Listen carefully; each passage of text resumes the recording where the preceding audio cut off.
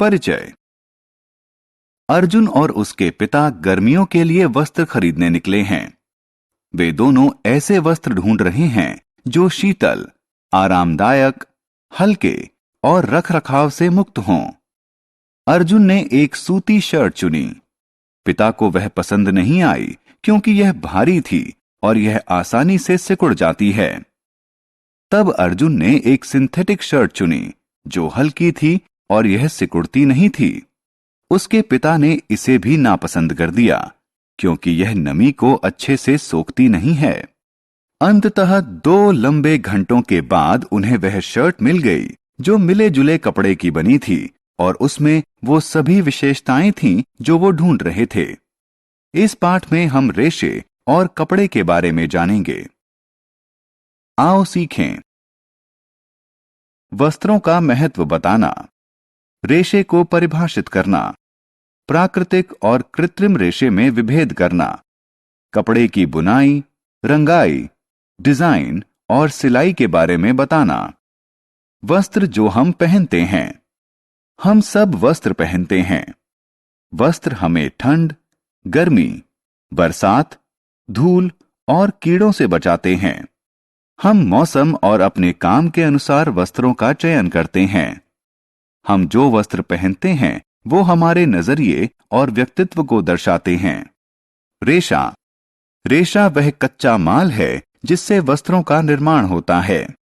रेशे विभिन्न चरणों से गुजरकर वस्त्र बनते हैं।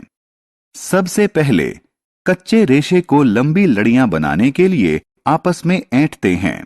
इन्हें धागा कहते हैं। कपड़ा बनाने के लिए धागे की कताई बुनाई की जाती है। कपड़े का प्रयोग लोगों की जरूरत के अनुसार विभिन्न आकार और प्रकार के वस्त्र बनाने के लिए किया जाता है। रेशे 2 प्रकार के होते हैं। 1. प्राकृतिक रेशे। 2. कृत्रिम रेशे। प्राकृतिक रेशे। प्राकृतिक रेशे पेड़ों और जानवरों से बनते हैं। सूत, ऊन और रेशम कुछ प्राकृतिक तंतु हैं। सूत पेड़ों से प्राप्त होता है। ऊन भेड़, बकरी और ऊंट से प्राप्त होता है। रेशम रेशम के कीड़े से प्राप्त होता है। कृत्रिम रेशे। कृत्रिम रेशे मानव निर्मित होते हैं। नायलॉन, पॉलिस्टर इत्यादि कृत्रिम रेशों के उदाहरण हैं। कृत्रिम रेशों से बने कपड़े सस्ते होते हैं, जल्दी सूखते हैं और सिकुड़ते नहीं हैं।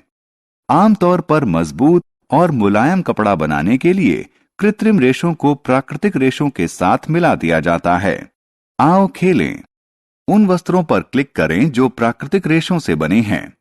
बुनाई। बुनाई वह प्रक्रिया है जिससे धागों से कपड़ा बनाया जाता है। इसके लिए धागों का एक समूह क्षैतिज रूप से बिछाया जाता है और दूसरा ऊर्ध्वाधर रूप से। इस तरह एक दूसरे को काटते हुए धागों को बुनावट कहते हैं।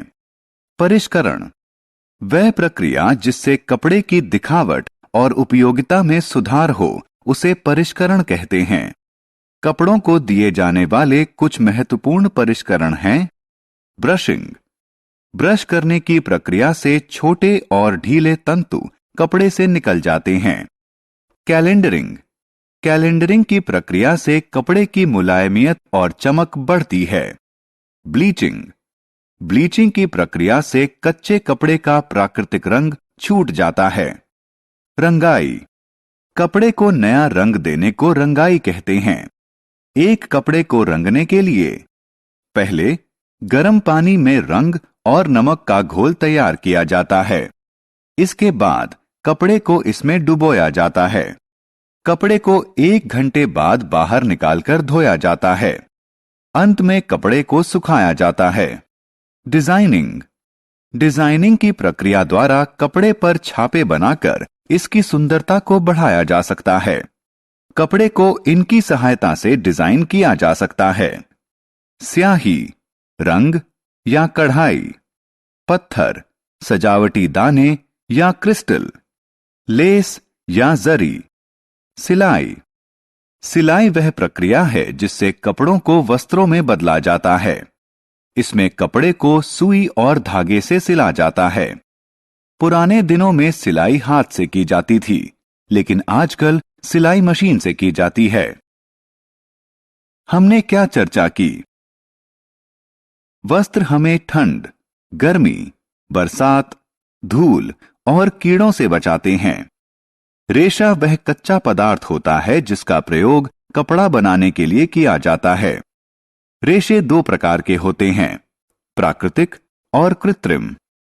प्राकृतिक रेशे पेड़ों और जानवरों से प्राप्त किए जाते हैं।